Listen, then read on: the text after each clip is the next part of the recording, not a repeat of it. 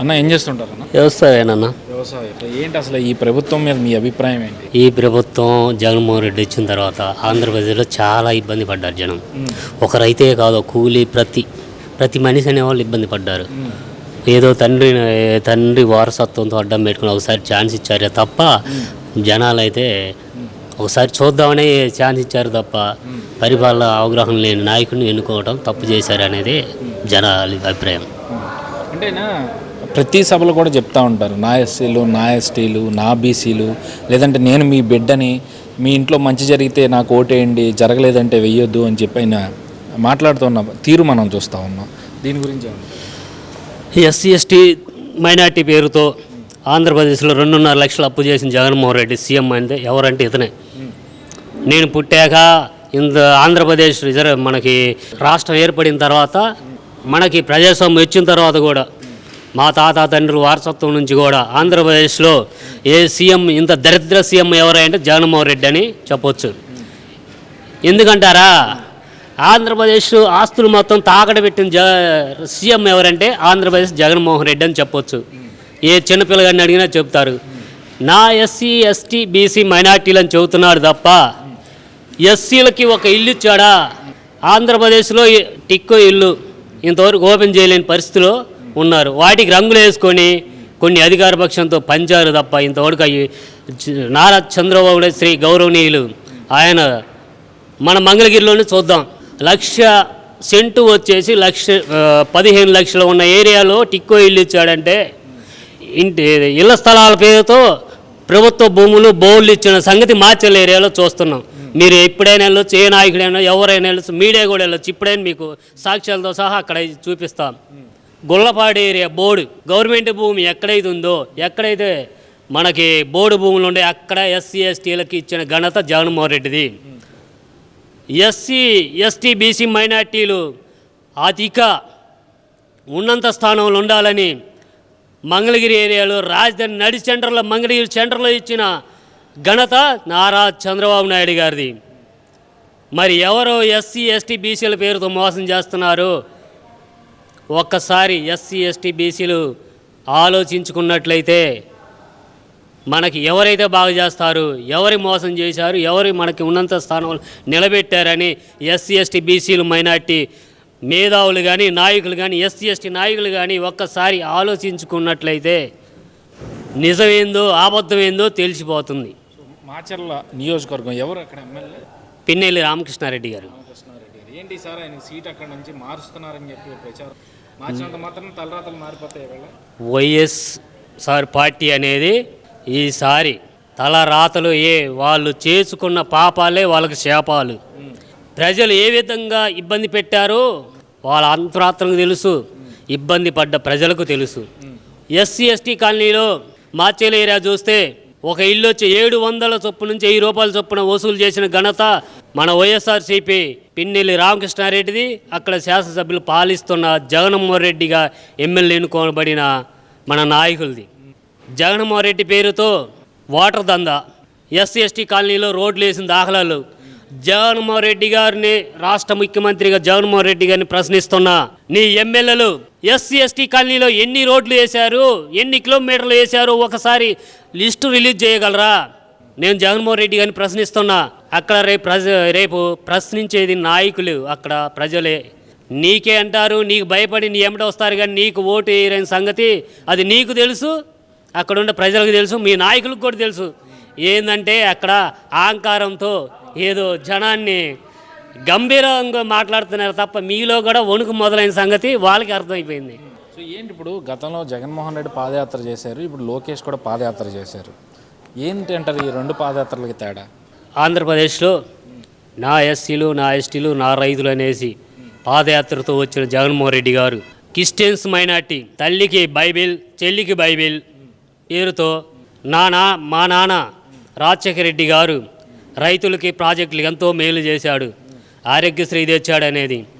ఆరోగ్యశ్రీ తెచ్చింది శ్రీ మందకృష్ణ మాదిగ గారు, దాని సలహా ఇచ్చింది శ్రీ మందకృష్ణ మాదిగ గారు, దాన్ని అమలు చేసింది శ్రీ గౌరవనీయులు రాజశేఖర రెడ్డి గారు. అది మర్చిపోయి ఏదో మేం చేసి సలహా ఇచ్చింది ఒక ఎస్సీ పేర్లతో ఎస్సీ ఎస్టీ మైనార్టీ పేరుతో జగన్మోహన్ రెడ్డి గారు పాదయాత్ర చేశారు. ఒకసారి రాజశేఖర రెడ్డి కొడుకుగా ఆంధ్రప్రదేశ్ని ఒకసారి చూద్దాము. యువకుడు ఈయన జగన్మోహన్ రెడ్డి గారి పేరుతోనైతే ఆయన ఇచ్చే హామీలతో అయితే జనం ఓట్లేలా, రాజశేఖర రెడ్డి గారిని చూసి ఓటేశారు. ఆయన వారసత్వాన్ని చూసి ఓటేశారు తప్ప ఇంత దరిద్రంగా ప్రభుత్వ ఆస్తులు తాకడబెట్టి లోన్లు తెచ్చి ఎవరైనా పక్కన తెలంగాణ చూసుకుందామని సార్, గత ప్రభుత్వంలో హైటెక్ సిటీ ఎన్ని తెచ్చాడు, హైవే రోడ్లు ఎన్ని శ్రీ గౌరవనీయులు నారా చంద్రబాబు నాయుడు గారి ఆధ్వర్యంలో, మన వాజ్పేయి గారి ఆధ్వర్యంలో మన అభివృద్ధి చెందింది ఆంధ్రప్రదేశ్ సమైక్యాంధ్ర. అక్కడ రాజశేఖర రెడ్డి గారు మన బాబు గారు తెచ్చిన పరిశ్రమలు కానీ ప్రతిదీ అయ్యేగిన ఆ రోజు ఇలా కంపెనీలు వెనక్కి పంపించుంటే ఆ రోజు హైదరాబాద్ అభివృద్ధి చెందేది కాదు. అది నాయకులకు తెలుసు, వాళ్ళకి తెలుసు. మరి మూర్ఖుడు అంటారా ఇతను పాలించేది? మనల్ని ఆయన దరిద్రుడై మనల్ని రాష్ట్రాన్ని దరిద్ర పరిపాలన చేశాడు, మనల్ని దరిద్రం చేశాడు. ఇవాళ మాచల్ ఏరియా కానీ ప్రతి నియోజకవర్గంలో గంజాయి బ్యాచ్. మన గుంటూరు అల్లాప్రెడ్డి గారికి యూత్ కూడా అక్కడ గంజాయి, వాళ్ళు ఎమ్మటి రావాలని గంజాయి తాగాలి, లేకపోతే యూత్ రారు. అది పరిస్థితి. సో మరి ఇప్పుడు లోకేష్ చేసిన పాదయాత్రలో సమస్యలు తెలుసుకున్నారు, రేపు అధికారంలోకి వచ్చాక తీర్చకపోతే చొక్కా పట్టుకుని నిలదీయమంటున్నారు. మరేంటి లోకేష్ని నమ్మే పరిస్థితి ఉందా చంద్రబాబుని లోకేష్ని ప్రజలు? చూశారు కదా ఒకసారి బాబు గారు చూశారు, లోకేష్ గారిని కూడా చూశారు. ఎందుకంటారా, కార్యకర్త నిధి కింద ఒక పార్టీ కార్యకర్తకి ఇంత నష్టం వస్తుంది, ఇంత ఇబ్బందులు పడుతున్నారు, వీళ్ళకి ఏం చేయాలని ఆలోచించి ఆ రోజు కార్యకర్తలు నిధి తెచ్చాడు. అది సరిపోదా? పార్టీ కోసం పనిచేస్తున్నారు. ఈ జగన్మోహన్ రెడ్డి గారు ఆయన పార్టీలో కానీ ఆయన పార్టీ నాయకులు కానీ వాళ్ళ నియోజకవర్గ నాయకులు కానీ ఇన్ఛార్జి కానీ ఎమ్మెల్యే కానీ ఏనాడైనా ఒక ట్రైనింగ్ సెంటర్ ఇచ్చిన ఒక జనం కోసం ఆలోచించిన దాఖలాలు ఎక్కడైనా ఉన్నాయా? ఈ పార్టీ మన కేంద్ర పార్టీ కార్యాలయం చూసుకుందాం, ఎంతమంది ట్రైనింగ్ తీసుకుంటున్నారు, ఎంతమందికి ఫుడ్ పెడుతున్నారు, ఇక్కడికి లేని వాళ్ళకి వస్తే ఎంతమందికి వాళ్ళ కష్టాలు కన్నీళ్ళు తీర్చి వాళ్ళకి సాయం చేస్తున్నారు. ఏనాడైనా వాళ్ళ పార్టీ తాడేపల్లి ఆఫీసులో కానీ తాడేపల్లిలో కానీ ఏనాడైనా ఒక్కడికి ఇదిగో ఈ పని చేసామని చూపిస్తే మేము ఈ పార్టీని మూసేసుకుంటాం, మా బాబు గారి పేరు కూడా చెప్పాం. అది సో మరి ఏంటి ఈసారి ఎన్నికలు ఎట్లా ఉంటుంది? ఎందుకంటే వాళ్ళు 175కి 175 అంటా ఉన్నారు. తెలుగుదేశం ఏమో జనసేన టీడీపీ కలిసే కాబట్టి 150 పైనే వస్తాయని చెప్తా ఉన్నారు. మీ అభిప్రాయం ఏంటి? పక్కాగా 150 పైనే వస్తాయి. వాళ్ళు చేసిన నియోజకవర్గాలు చేసిన తప్పులేనండి.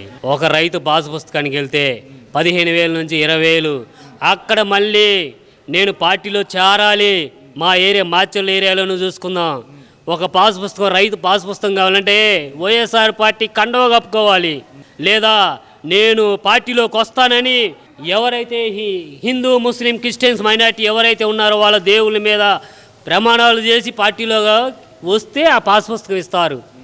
అంటే ఇది ప్రజాస్వామ్యం కాదా? ప్రజలు పన్ను కట్టట్లేదా?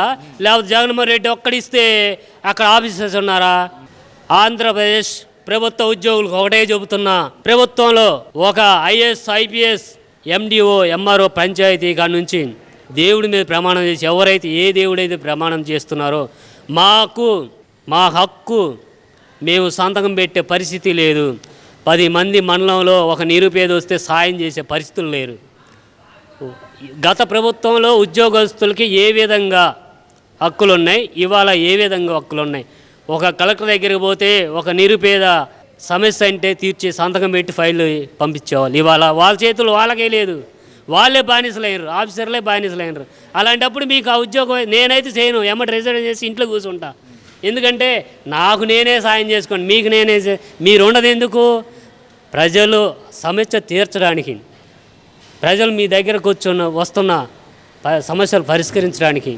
గత ప్రభుత్వంలో ఒక ఎస్సీ ఎస్టీ కాలనీలో ఒక రోడ్ లేదన్నా, ఒక వాటర్ లేదన్నా మీ అంతటి మీరు శాంక్షన్ చేసి ఇచ్చే అధికారం మీ దగ్గర ఉంది. ఇవాళ మీ దగ్గర ఉందా? లేదు కదా. ఒకసారి ఆలోచించుకొని ప్రభుత్వ ఉద్యోగుల కూడా గతంలో ఏ ప్రభుత్వం మనకి బాగా అనుకూలంగా ఉందో, మన హక్కుల్ని ఏ ప్రభుత్వం అయితే మనకు కాపాడిందో, ఏ ప్రభుత్వం అయితే బానిసత్వం మనం చేస్తున్నామో ఒకసారి అధికారులు కూడా ఆలోచించుకున్నట్టయితే రాష్ట్రం కోసం ఆలోచించుకోమని వాళ్ళకు కూడా మనవి చేస్తున్నాం.